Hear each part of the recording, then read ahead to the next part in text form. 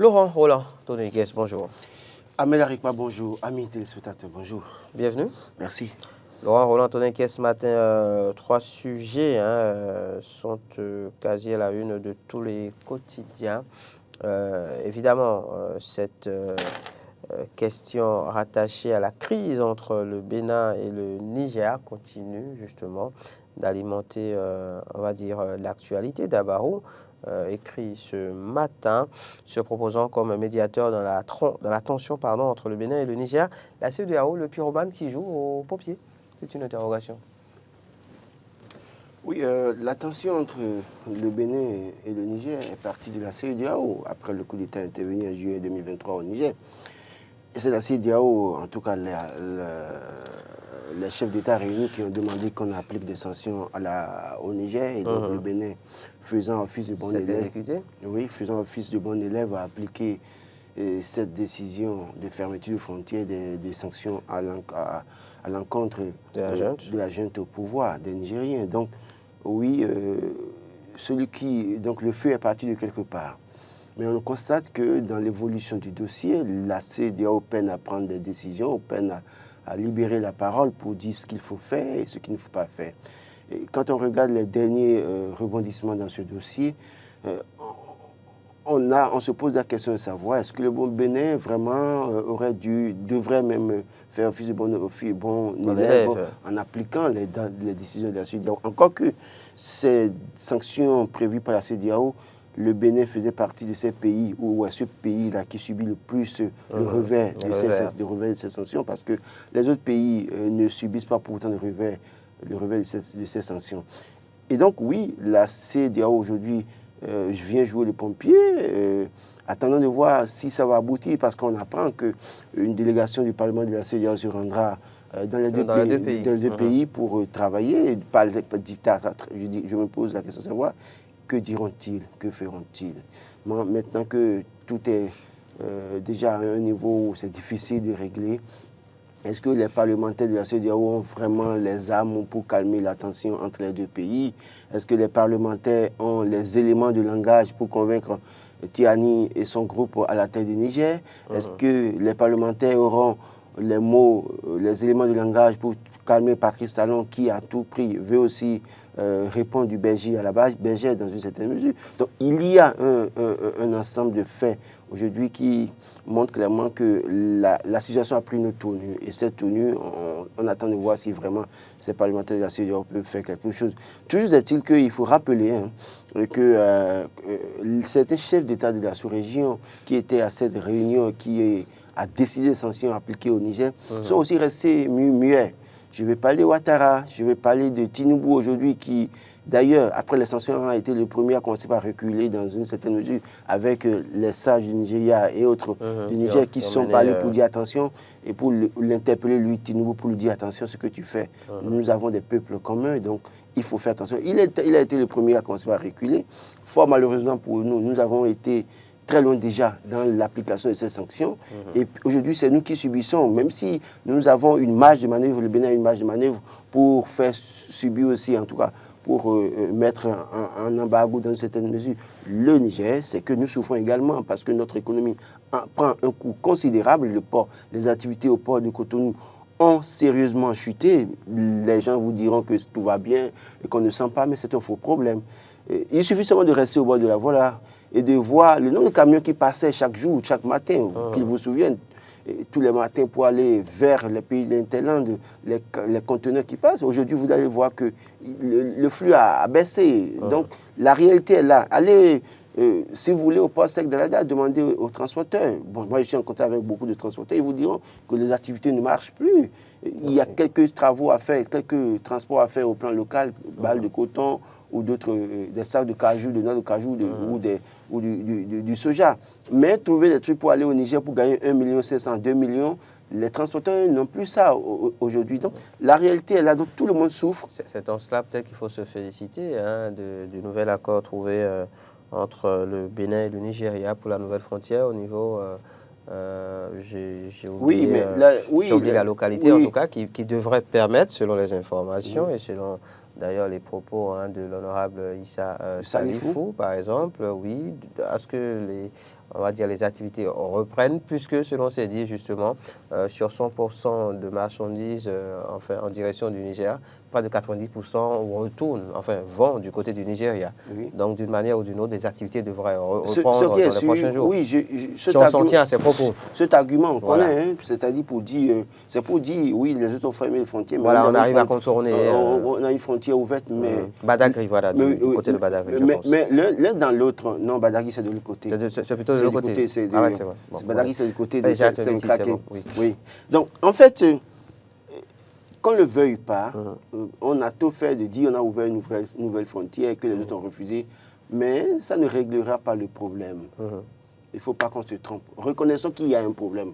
Le fait de ne pas reconnaître qu'il y a un problème, de ne pas aller à la table des négociations, de ne pas chercher par tous les voies et moyens à aller régler le problème et de dire que nous avons une autre frontière, nous avons de nouveaux partenaires du côté du Nigeria, c'est un faux problème. Ça ne règle pas le problème, la situation. Je pense qu'il faut même à la limite éviter de mettre ça en avant parce que j'ai vu comment les gens ont communiqué là-dessus la semaine écoulée pour montrer que oui, j'ai même vu quelqu'un, un web activiste pro-rupturien dire quand quelqu'un laisse quelqu'un prendre ou je sais quoi, des trucs comme ça. Non, non, non, attention. Les Nigériens contribuent considérablement, en tout cas, à l'essor de notre économie en termes d'activité au port de Cotonou. On ne peut pas prouver le contraire. Donc aujourd'hui, moi, je dis, au-delà de tout, qu'est-ce que nous faisons? Je continue de dire, ramenons la balle à terre.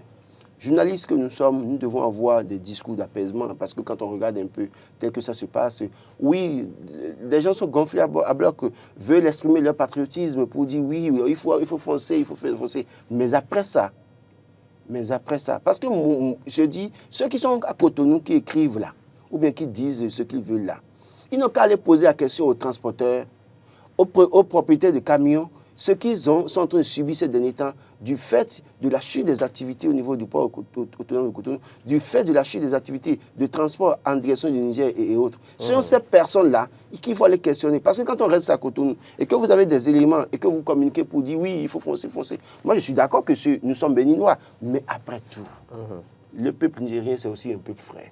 Ramenons la balle à terre, trouvons les voies et moyens pour calmer la tension, pour revenir à de bons sentiments, de meilleurs sentiments. Ce serait bien pour les deux peuples et ce serait bien aussi pour l'avenir. Allez, je précise qu'il s'agit du poste frontière de Segbana. Voilà, pour la bonne information par rapport à cette actualité. Alors, sur le même sujet, justement, Laurent Roland-Tourniquez, on a la sortie de Maître Robert Dossou. Qui semble soutenir le Bénin. Et à ce quotidien, l'Indépendant de s'interroger s'il ne s'agit pas là d'un choix de cœur. Non, vous voyez comment nous sommes au terrible Bénin. Si Maître Robert Dossou avait fait l'effort d'être un peu neutre, on dirait qu'il est vendu à Patride. C'est ça. Fort heureusement qu'il a parlé, maintenant il a soutenu le Bénin. D'ailleurs, personne n'est contre le Bénin. Ce qu'on dit, c'est de trouver le moyen, pour aller à la table de négociation. C'est le plus important. Voilà, donc heureusement que les gens se demandent si c'est un choix de cœur. Un choix de cœur. Ou bien, bon. Non, en fait, vous savez, la question est très bien posée. Hein. Est-ce que ça vient de son cœur ou bien c'est le patriote qui parle ou bien il y a d'autres bien raisonnable tout cela. Ou bien il y a d'autres contraintes qui l'obligent à avoir cette posture.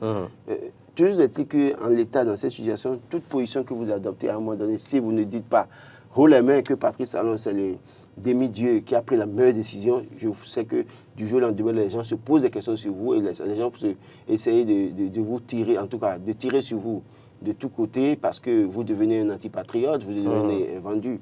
Et donc, quand Robert Dossou, quand on sait il y a quelques jours, autour du colloque, l'Église catholique disait que quand on prend une position qui n'est pas celle du pouvoir, on vous traite d'opposant.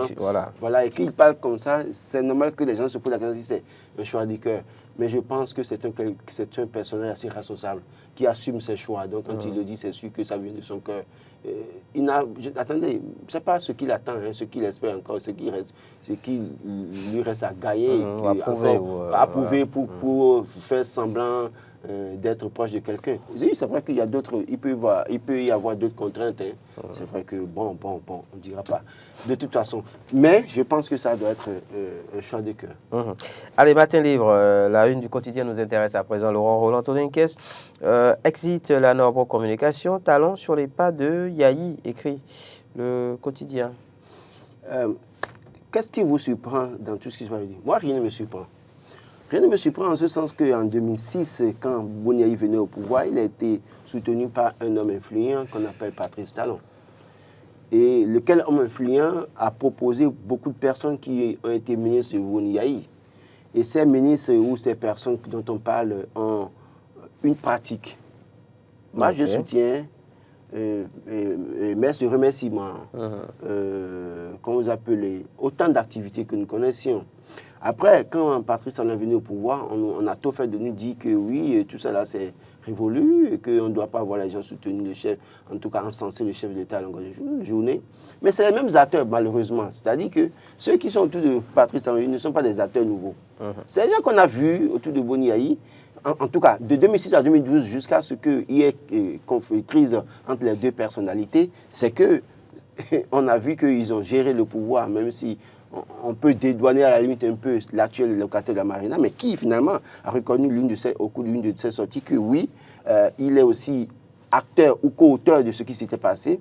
Donc, on doit bien des gars. Bon, voilà, on ne doit pas être surpris de ce qui se passe aujourd'hui. Vous savez, nous sommes à la fin du mandat de Patrice Talon, finalement, à presque 2 ans de la fin du mandat. Oui. Et donc, il faut tout faire pour revenir, en tout cas pour mobiliser encore la troupe pour une victoire certaine en 2026.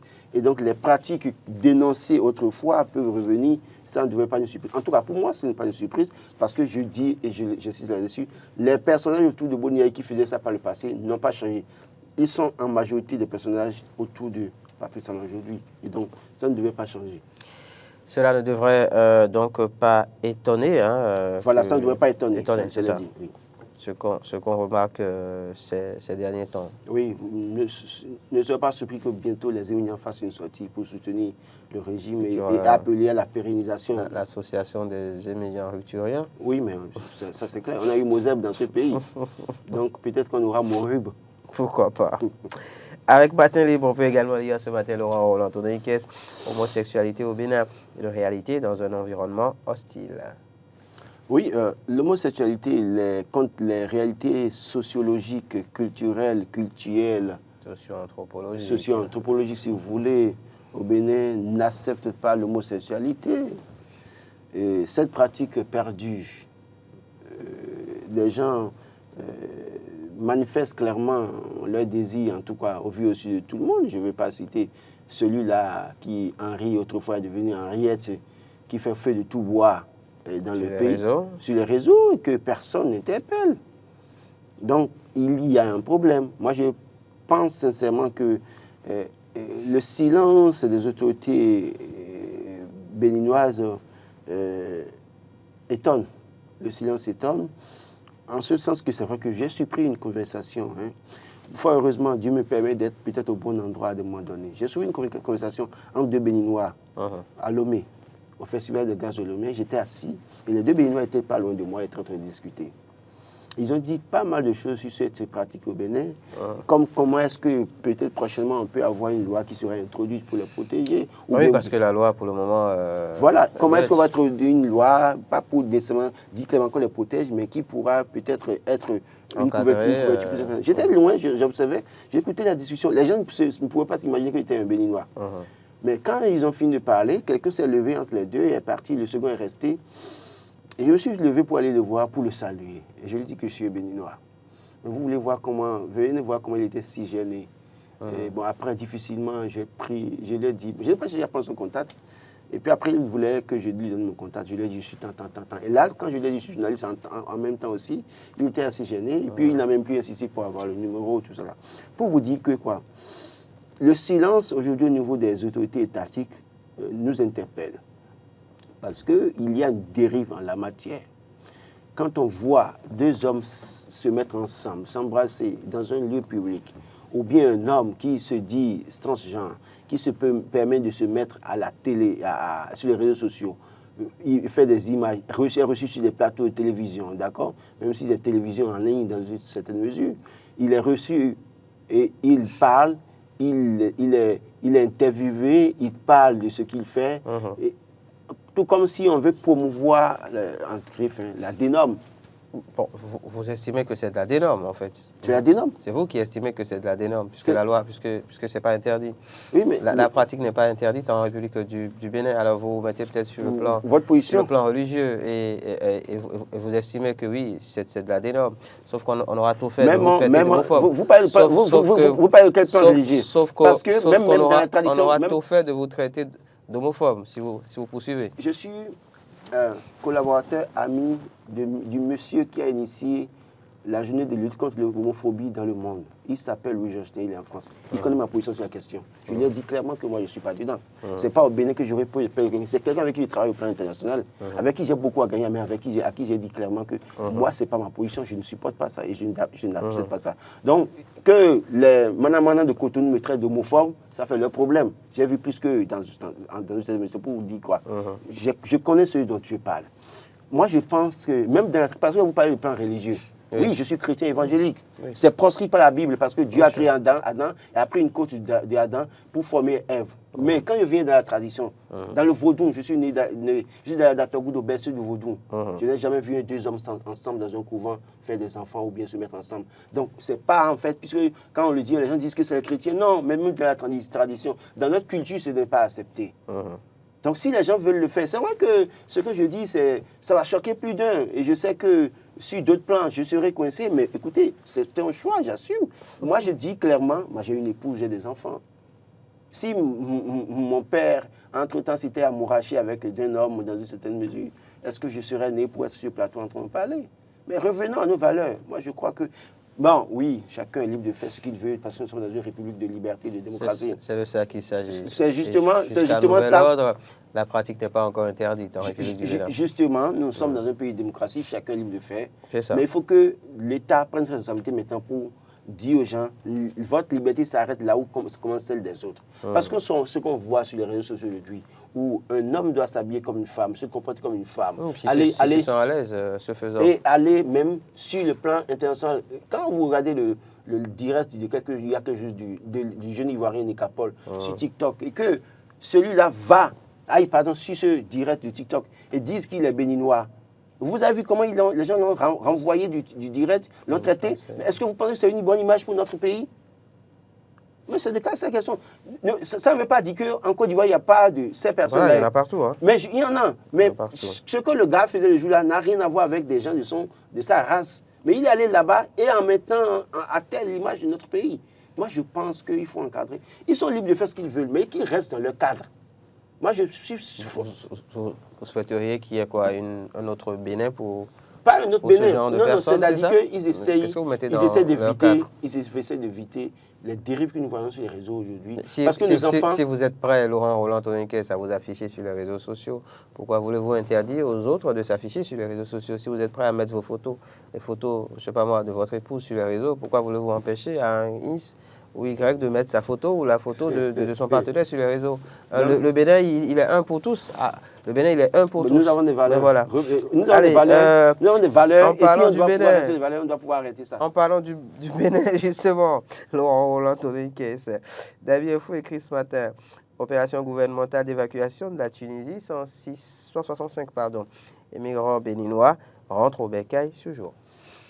Oui, c'est une bonne nouvelle. Au passage, qu'il vous souvienne que la semaine écoulée, quand on parlait, j'ai évoqué le cas de M. Adam Badji, qui est le président de l'association des Béninois résidant en Libye, qui, entre-temps, m'avait contacté pour des sujets dans ce sens, et qui, après, les démarches n'avaient pas pour autant abouti pour qu'on attire de suite, et que c'était heureux que cette fois-ci, maintenant, que ça aboutisse. D'accord? Donc, je voudrais au passage remercier M. Adam Badji qui a repris contact avec moi, qui m'a écrit après avoir suivi l'émission, qui m'a écrit pour dire oui, qu'il nous a suivis et que c'est vrai, qui s'est rendu compte que j'avais perdu son contact et je ne l'écrivais plus. Donc, au passage, je lui dis bonjour et lui dis courage pour ce qu'il fait. Parce qu'il m'a dit après, on pourra échanger sur l'évolution positive des démarches dans ce sens. Donc, oui, c'est une bonne nouvelle que de savoir que le pouvoir en place a pris ses responsabilités pour rapatrier ses compatriotes. Je voudrais que comme je l'ai dit, que le gouvernement essaie de recontacter ce monsieur Adam Badji, qui certainement, en tout cas pour moi, est une mine d'informations du côté de la Libye, qui maîtrise beaucoup plus la Tunisie, la Libye, la sous-région, le Maghreb, de l'appeler, de rentrer avec lui pour d'autres informations, notamment les camps de maltraitance de nos compatriotes en Libye et d'autres pays du Maghreb. Ce serait très bien pour nos compatriotes qui, à la recherche du mieux-être, se sont retrouvés, ont été pris au piège. Fraternité sur le sujet, écrit retour des migrants béninois de la Tunisie au Bercail. Sage décision du gouvernement, éviter le pire à l'avenir. Oui, il faut éviter le pire à l'avenir. Quoi faisant? Non, mais il faut d'abord... Moi, je crois que on ne peut pas tout de go se lever pour dire qu'on veut éviter le pire à l'avenir. La meilleure chose à faire, c'est de créer de bonnes conditions dans le pays. Quand vous créez de bonnes conditions dans le pays, quand vous créez des activités dans le pays, quand vous créez de l'emploi dans le pays, et que les gens sont bien traités, ils n'ont pas envie d'immigrer en réalité. Mais quand il n'y a pas de bonnes conditions, c'est ça qui fait que beaucoup ont tentent de prendre des risques de partir. Je l'ai rappelé la semaine dernière, c'est des parents qui finalement ont vu la situation parce qu'ils ont des enfants qui sont là, qui ne travaillent pas, qui n'ont pas d'autres issues, qui vendent le bien familial et qui donnent l'argent à toi. Voilà, qui donnent tout l'argent à un des enfants pour dire, bon, toi, vas-y, tu as toute notre bénédiction. Si ça marche pour toi, en tout cas, ça marchera pour toi. Si tu réussis, c'est que tu penseras à toute la famille. Malheureusement, certains parmi eux périssent. Il y en a qui arrivent à s'en sortir et qui réellement aident leur famille à sortir de la pauvreté.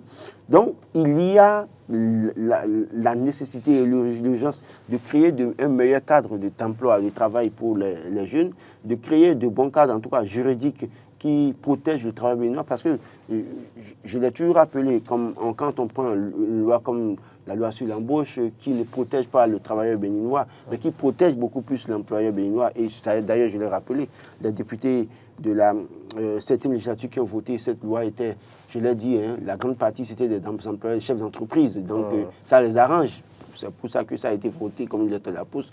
Et aujourd'hui nous sommes là, les jeunes souffrent parce que l'employeur peut venir le demain matin pour dire, ben, Laurent Roland Tonnet-Inquès, bon, là, aujourd'hui, on met fin à votre contrat, vous rentrez chez vous, vous n'avez rien à dire. Après, la loi dit que vous avez entre 3 et 9 mois de comment vous appelez?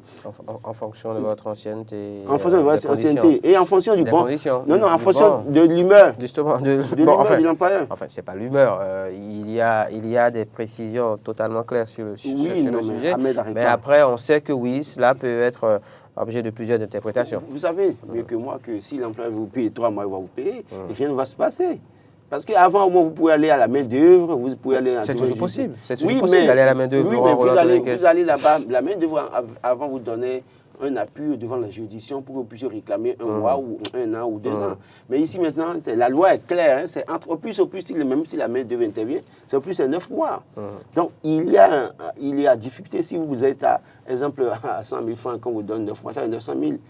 Combien de temps vous allez finir d'utiliser ça? À moins que vous ayez l'ingéniosité, l'ingénieuse idée d'aller chez moi, à la Datagout de Govier, chez ma grand-mère maternelle, pour acheter une parcelle et commencer à faire l'agriculture. Tout au moins, vous aurez du maïs à manger. Sinon, 900 000 francs à Cotonou, c'est quand même le loyer qui va bouffer tout avec l'électricité, d'ailleurs, qui prend du coût chaque jour. Donc, il y a un certain nombre de faits qui, aujourd'hui, interpellent. Donc, oui, urgence d'agir, mais il faut que les gouvernants s'asseyent pour savoir quoi faire véritablement pour les jeunes. Parce que la grande partie, c'est les jeunes qui s'adonnent à cette pratique, qui sont pris au piège, et ce n'est pas bon pour notre pays. En tout cas, je pense qu'il faut revoir beaucoup de choses. Beaucoup de choses à revoir. Du côté de la plage derrière le palais des congrès et Erevan à Cotonou, selon le préfet du littoral Orunla, qui entend faire le ménage. Le quotidien de Batila en parle ce matin, Laurent Roland Tonnet-Inquès. Oui, bon, je crois qu'il y a un ménage qui est fait sur cette zone-là, dans cette zone-là, pardon, au niveau de la plage derrière la plage, des congrès. Oui, voilà, il y a beaucoup de choses. Je crois qu'il y a une zone qu'on appelle la palais des congrès, qu'on appelle Omar Biche. Mais je crois que le monsieur a tellement viabilisé le site. Moi, quand vous voyez, c'est un entretien au quotidien. Et tout est propre, vous allez là-bas. Moi, je pense que cette manière de faire où on casse tout le temps, c'est d'accord, on casse. Qu'est-ce que nous voulons mettre là? est-ce que ce que nous voulons mettre là répond, donne à manger? Puisque vous allez là-bas, même les jours ouvrables, vous avez au moins 2-3 jeunes qui s'asseyent là, qui travaillent, qui vendent des tickets. Vous allez vous asseoir, c'est sécurisé. C'est très bien sécurisé, vous restez là, vous prenez du temps, après vous pouvez rentrer chez vous. Mais quand on va casser ça, c'est qu'il y a 2-3 jeunes encore qui vont se retrouver dans la rue. Moi, je crois qu'il faut revoir cette politique de faire les choses où on veut tout casser sur son passage. Non, il ne s'agit pas de tout casser forcément. Je pense que, ainsi que le matinal l'écrit, les tenanciers de lieux de loisirs sont invités à se conformer aux exigences. Il y a un certain nombre. Oui, mais voilà. Vous savez, quand je le dis en référence à ce qui s'est passé de l'autre côté. De l'autre côté, où on a tout cassé sur la ligne. On a tout cassé sur la ligne, oui. Et je prends, hein, bon, c'est vrai que... Mais vous verrez que dans le même temps, il y en a qui n'ont pas été cassés. Mais il y a des gens qui ont été cassés. Justement. Je donne l'exemple de 2-3 personnes, ou bien une personne que je connais. C'est vrai que lui, il est soutien. Hein. Le pouvoir. Oui, et c'est d'ailleurs le porte-étendard d'Olivier Bocco 2026. Mais ça n'empêche pas de... Justement, qui a été cassé. Ça n'empêche pas de le défendre. Parce que j'ai parlé de Jean-Yves de Mitokpe, notre confrère. Confrère. Oui, qui... Journaliste un jour, journaliste toujours. Bon, voilà. qui avait un restaurant. Et là, il y avait au moins 4 jeunes qui travaillaient. 4 ou 5 jeunes qui travaillaient permanemment avec lui, là, qui payaient. Donc, quand on a cassé, qu'est-ce qui se passe? Ces jeunes se retrouvent à la maison. Je vais parler de cette dame qui est dans l'événementiel, qui a construit certaines choses au niveau de la plage, ou même une salle de fête à l'air libre. Ah oui, c'est vrai. Oui, voilà, je ne vais pas citer son nom, on peut faire la publicité gratuite. Mais elle aussi, c'est vrai qu'il y avait un bâtiment qui était construit, qu'elle avait construit du côté de la voie en matériaux définitifs, mais de l'autre côté, c'est à l'air libre comme ça, il ne s'est pas couvert. Donc voilà, c'est des gens qui ont créé de l'emploi. Il fallait trouver pour moi des moyens de réorganiser plutôt que de tout casser. Parce que tout ce qui a été cassé là, c'est peut-être 100, 200, 500 personnes qui sont retrouvées à la maison malheureusement maintenant. Et qu'est-ce qu'on leur propose en retour? Rien. Et c'est vraiment ce qui est dommage dans tout ça. Et c'est pourquoi je dis toujours une chose. Modernisation du Bénin en cours, d'accord, mais l'homme au cœur de la modernisation du Bénin. Parce qu'après tout ce qu'on fera, c'est pour les Béninois. C'est pas pour... Bon, je ne vais pas payer de nationalité, mais c'est pour les Béninois quand même. Donc si c'est ça, ce qui est là, faites les gens asseoir, appelez-les pour dire, bon, nous voulons que vous vous réorganisiez, que vous essayez de revoir, de relever le niveau, le standard architectural de votre infrastructure, parce que nous voulons quelque chose d'extraordinaire sur toute la ligne. Les gens qui n'ont pas les moyens peuvent trouver d'autres moyens de s'associer à d'autres partenaires pour le faire. Mais quand on casse tout ça et qu'on met... D'abord, c'est les employeurs qui vivent de ça. Après, les employés qui vivent aussi de ça. Tout le monde à la maison. C'est pas bien. Je pense qu'il faut revoir ça. Cette question, à la une du quotidien d'AIB Info ce matin, que je vous fais, cérémonie ruineuse au Bénin, quid de la proposition de loi de l'ex-député Nazer Sado? Bon, il n'est plus à l'Assemblée nationale. Et donc, quand vous n'êtes plus dedans, on ne se souvient plus de vous. Malheur lui est arrivé et il n'est plus à l'Assemblée nationale. Sinon, s'il était à l'Assemblée nationale, je suis sûr qu'il allait réchauffer sa proposition. Malheureusement, il n'est plus là. Donc, il va falloir peut-être qu'il essaye de faire ami avec un nouveau député pour que ça revienne sur la table du président de l'Assemblée nationale. Mais toujours est-il que je suis formel là-dessus. Hein. Écoutez, ma position est claire par rapport à cette affaire. Je ne suis pas d'accord que les gens mettent assez de millions dans les cérémonies, alors qu'en réalité, le parrain est vivant, que vous faites bien le sujet à titre décalé aujourd'hui, c'est ça un lien, donc je vais certainement revenir sur ça. Le papa vit, la maman vit, on ne pense pas aux parents. Quand papa meurt, on veut passer de ministre en ministre depuis. Vous l'avez vu, j'ai perdu mon papa, j'ai perdu ma maman, avec fait papa ci, par là, avec des tissus sur WhatsApp, on partage à tout le monde. Il y a des gens, la dernière fois, il y a même des gens qui m'ont écrit ça il y a plus de 2 ans et qui ont fini par m'écrire. Le dernier message qu'ils m'ont envoyé, c'est fait part de leur maman. Moi, je dis, écoutez, et ce qui est dommage dans tout ça, c'est que, mais je comprends les gens, vous allez, surtout dans le village, on a enterré le papa dans une chambre à côté là. Il y a la bâche à côté là. Et il vient de pleurer. Papa, tu es en disant tout ce qu'il veut. En même temps, 5 minutes après, il s'assoit là. Il commence par boire. Il y a mon décret de l'année, vraiment un ami. Donc quand tu regardes, c'est le morceau de viande que tu as trouvé à me donner. Et on se chamaille sur les morceaux de viande, sur les cuillères de riz à prendre. Non, mais ce n'est pas possible. Moi, je crois que, et je l'ai dit, hein, je l'ai toujours dit, je l'ai dit à ma propre mère pour dire, si j'ai 1 million aujourd'hui à lui donner, je lui donnerai. Et elle n'a qu'à savoir que quand elle va décéder, elle ne sera pas de ce monde, ça va être compilé sur le pavé du cimetière. Après, on pourra faire une cérémonie de souvenirs. Mais aller l'enterrer en même temps et m'asseoir avec des amis pour manger, croquer des os, je ne le ferai pas. En tout cas, moi, je ne le ferai pas. Ces 2 enfants peuvent le faire, mais moi, non. Parce que je me rends compte que, d'ailleurs, même il y en a qui sont allés même capables d'aller faire de l'usure pour faire le one-man show. Ils finissent de faire ça, ils se plombent sous les dettes, et après, problème de tension, et ils meurent en laissant des enfants en bas âge. Ce n'est pas bien. Je crois qu'il faut recadrer ça. C'est vrai que chacun est libre. Hein. Ceux qui aiment ces cérémonies là où parfois on s'assoit, on met, c'est la famille. Hein, surtout dans cette région, vous seul devant vous, on peut mettre un casier de biens. Bien sûr, bien sûr. C'est une question de démonstration. C'est une pratique qui a cours dans certaines régions. Mais je crois que vous pouvez le faire, mais si vous êtes sûr que quand votre papa ou votre maman était vivant, vous ne l'avez pas soutenu. Vous en avez bien pris soin. Voilà, parce que moi je dis, si vous savez que vous n'avez pas eu les moyens de subvenir aux besoins de votre papa ou de votre maman de son vivant, n'allez pas faire de prêt à sa mort pour faire une cérémonie ruineuse. Peut-être c'est une manière de se racheter, de se rattraper. C'est une bêtise. N'ayant pas eu les moyens de son vivant, alors à sa mort, on se donne les moyens. C'est une bêtise. Quitte à aller justement s'attacher les services d'un usurier. Nous sommes devenus tous des croque-morts, en réalité. Parce que vous finissez ça, vous les voyez, vous pleurez. Même dans les cimetières, on distribue sandwich aux gens, ils prennent, ils mangent. Cimetière. Non, arrêtons finalement avec ça. Vous pouvez enterrer. Après, vous pouvez revenir. Ah, il était... Il y a 5 ans, il y a 10 ans. Oui, voilà. Souvenir de ton père. Ça, je peux comprendre. Ah, pour dire, si je suis ce que je dis, c'est grâce à lui. Mais vous finissez à peine de pleurer. Ça ne fait pas 30 minutes. Hein. Vous les voyez assis en train de manger. Moi, je crois que c'est... Il faut questionner c'est pour ça que moi, si je dois aller dans... Les sociologues et socio-anthropologues par rapport à ses habitudes. Non, les gens disent que c'est pour donner à manger aux morts et que les morts là-bas sont contents quand on fait ça. Moi, je dis une chose, c'est moi, je ne vais pas au cimetière. Si je dois venir manger dans une cérémonie, vous n'allez jamais me voir dans un cimetière. Parce que si je viens au cimetière, quand on finit d'enterrer, moi, je rentre chez moi directement. Et si je viens chez toi pour manger, sois sûr que je n'ai pas eu le temps de venir même voir le corps. Je ne viendrai pas faire ça. Là, vous venez exclusivement pour manger. Je viens m'asseoir, je mange, je bois, je rentre chez moi. Écrit également aujourd'hui, on va finir là-dessus, Laurent Roland Antonin pour avoir transporté le colis d'un ami à bord du véhicule de service. Un policier est déposé en prison. Oui, c'est peut-être une erreur, grave erreur. Oui, erreur de service. D'abord, véhicule de service, d'abord véhicule de la police, certainement. Et vous mettez colis d'un ami dedans.